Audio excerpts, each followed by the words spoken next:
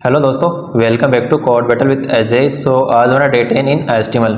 Last video में हमने देखा था कि कैसे हमने पेज के अंदर ऑडियो, वीडियो और यूट्यूब वीडियोस ऐड किए थे। आज हम देखने वाले फॉर्म। बेसिकली फॉर्म किसी भी यूज़र से उसका डाटा इंसर्ट करवाना या उस डाटा को स्टोर करने के लिए यूज़ करते हैं। तो मैं चलता हूँ अपने VS कोड में और सबसे पहले फाइल बनाता हूँ index.html और Shift+1 से मैं इसका टेम्पलेट लेके आता हूँ और यहाँ पे मैं हेडिंग डालता हूँ H1 फॉर्म। इसको फिर मैं ओपन विथ लाइव सर्वर करता हूँ। ब्राउज़र को राइट में एंड VS कोड को लेफ्ट में करता हूँ और इसको यहाँ से टैब को बंद करता हूँ। तो सबसे पहले हम देखने वाले हैं आज फॉर्म। तो बेसिकली फॉर्म कैसे बनता है, जैसे हमने देखा था टेबल में टेबल टैग होता है, LI में LI टैग होता है और H1 का H1 टैग होता है। वैसे फॉर्म का एक फॉर्म टैग होता है जिसमें आपके पास में एक एक्शन होता है और एक होता है मेथड। बेसिकली एक्शन क्या होता है, एक्शन में हम उस URL को देते हैं जहाँ पे हमें अपना डेटा पोस्ट करना हो। जैसे कि आपके बैकएंड का URL होगा, इन फ्यूचर जब आप बैकएंड करोगे तो वहाँ पे अपनी बैकएंड का URL दोगे। जैसे अभी मैं हैशटैग दे देता हूँ, तो मेरा यहाँ पे हैशटैग। मेथड में दो चीज़ रहते हैं, एक तो रहता है पोस्ट और एक रहता है गेट। तो बेसिकली पोस्ट का मतलब क्या होता है, आपने जब कोई डेटा फॉर्म फिल करके डेटा फिल किया या सबमिट किया तो जो आपका डेटा है ना वो आपको ऊपर URL में नहीं दिखेगा। अगर आपने यहाँ पे गेट यूज़ किया तो आपका डेटा आपकी URL के साथ में कनेक्ट होके जाता है। जैसे मान लो आपका फॉर्म है लॉगिन फॉर्म, तो लॉगिन फॉर्म के आगे आपका डेटा भी दिखेगा। तो अगर आपकी डेटा आगे उसकी लेंथ 2500 से ज़्यादा है तो आपको फिर एरर आ सकता है, क्योंकि एक मैक्सिमम URL की लेंथ 2500 तक ही होती है, उससे ज़्यादा नहीं होती। तो हम सिंपली पोस्ट का यूज़ करेंगे, ना कि गेट का। और अभी हम किसी का यूज़ नहीं करेंगे, ना पोस्ट का और ना एक्शन का। तो ये मेरा फॉर्म है। उसके बाद में हम आते हैं इसके अंदर इनपुट।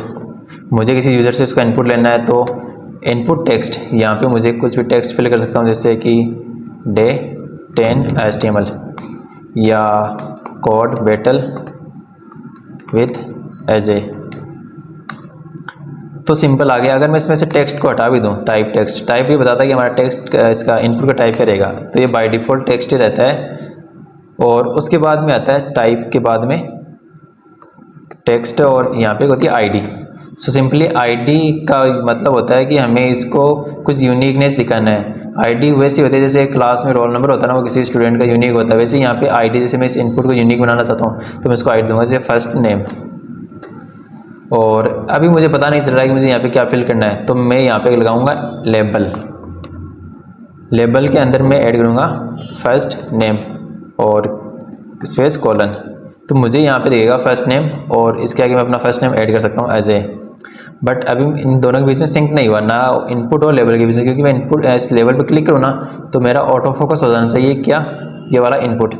तो अभी ये कनेक्ट नहीं हुआ, तो जो इसकी ID है इसकी इनपुट की, वही सेम आपको फॉर करना पड़ेगा। जैसे इसका भी नाम फर्स्ट नेम कर दो।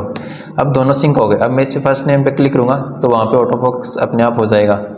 तो ये होता है। उसके बाद में आप इसको क्लास दे सकते हो,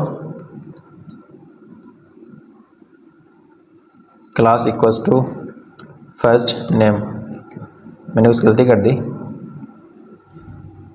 हाँ मैंने class equals to first name दे सकते हो। ये आप इसको CSS के लिए दे सकते हो।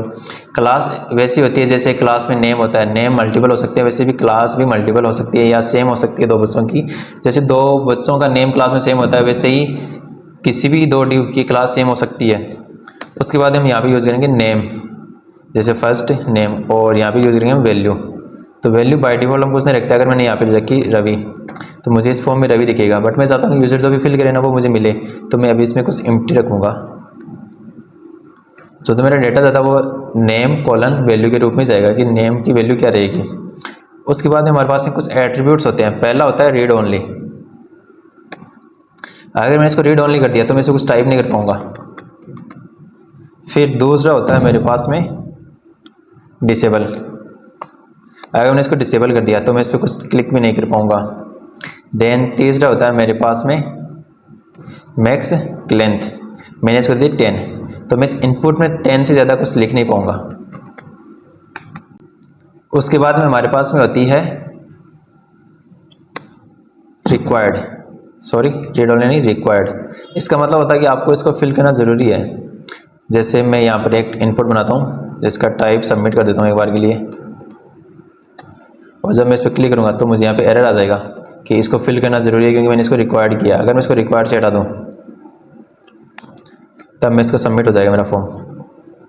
ठीक है, तो रिक्वायर्ड से क्या होता है कि आपको कोई भी डेटा नेसेसरी है फिल करना है तो आप वहाँ पे रिक्वायर्ड ऐड कर सकते हैं।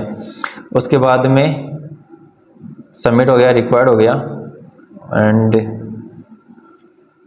साइज़, जैसे हमारे कुछ एटीएम की पिन होती है वो 4 साइज़ की होती है या पासवर्ड वो 6 साइज़ का होता है, तो मैं यहाँ पे इसको 4 साइज़ का दे सकता हूँ, तो मेरे इनपुट की साइज़ उसके अकॉर्डिंग सेट हो जाएगी।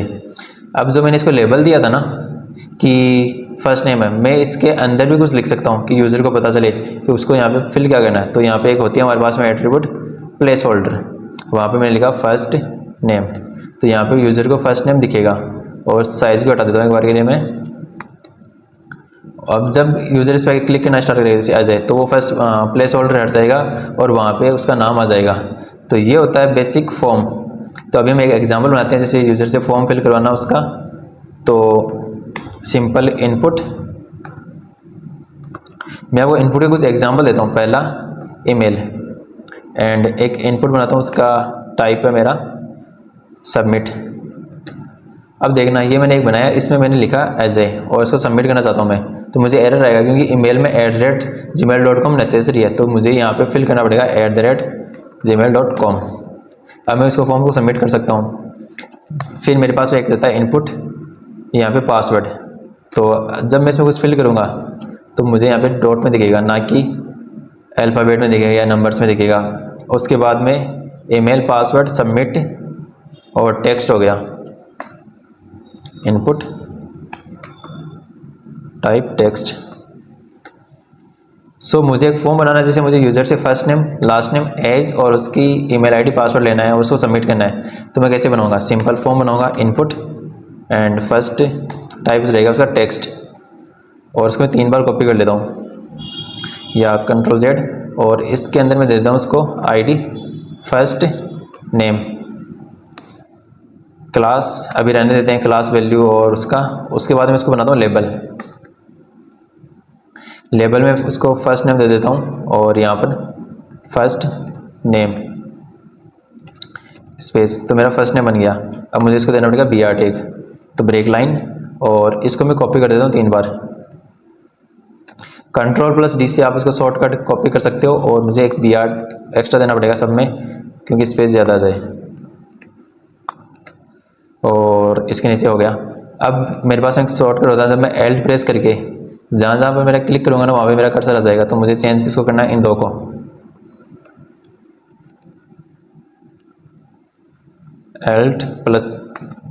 Ctrl+C से डायरेक्ट लास्ट नेम, सॉरी मैंने फर्स्ट नेम को चेंज कर दिया,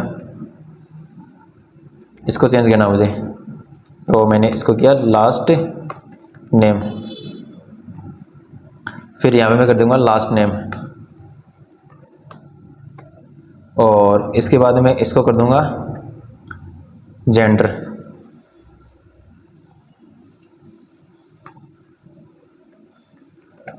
और यहाँ पर कर दूंगा जेंडर,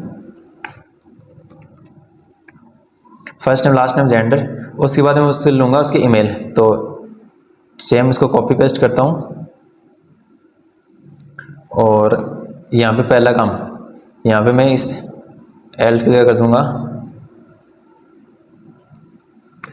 मुझे लेना है उसकी ईमेल, तो ईमेल, और यहाँ पे मुझे इसको लिखना पड़ेगा ईमेल।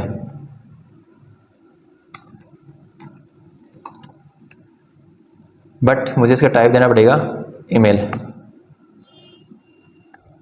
नेक्स्ट मुझे लेना है उससे पासवर्ड, तो यहाँ पे ईमेल की जगह मैं कर दूंगा, एंड यहाँ पर भी पासवर्ड, और यहाँ पे दिखा दूंगा पासवर्ड। पासवर्ड में की कैपिटल कर देता हूँ। उसके बाद मेरा फॉर्म फिल हो गया। अब मुझे यहाँ पे बनाना है एक सबमिट बटन, तो इनपुट टाइप में कर देता हूँ मैं सबमिट। अब जैसे मैं अपना फर्स्ट नेम फिल करूँ एज ए सिंह, और mail email as A @gmail.com, and password 1 2 3 4 5 6, और मैं इसको सबमिट कर सकता हूँ। तो यहाँ पर मेरे पास में जो एट्रीब्यूट्स है वो ऐड कर सकता हूँ, जैसे मैं यहाँ पे रिक्वायर्ड कर सकता हूँ इसको, तो अगर मैंने इसको बिना फिल किए गया तो मुझे एरर आ जाएगा। तो ये है फॉर्म जिससे हम किसी भी यूजर्स का डेटा कलेक्ट कर सकते हैं। तो नेक्स्ट हम और भी है, जैसे कि आप इस पर कैसे चेकबॉक्स बनाओगे, कैसे रेडियो बटन बनाओगे और कैसे आप उसको ऑप्शनल या सेलेक्ट वाला बनाओगे, तो हम देखेंगे नेक्स्ट वीडियो में। तब तक के लिए बाय। और अगर ये वीडियो आपको हेल्पफुल लगा तो please like share and subscribe, और अपने दोस्तों के साथ भी शेयर कीजिए जिनको फुल स्टैक का कोर्स करना हो।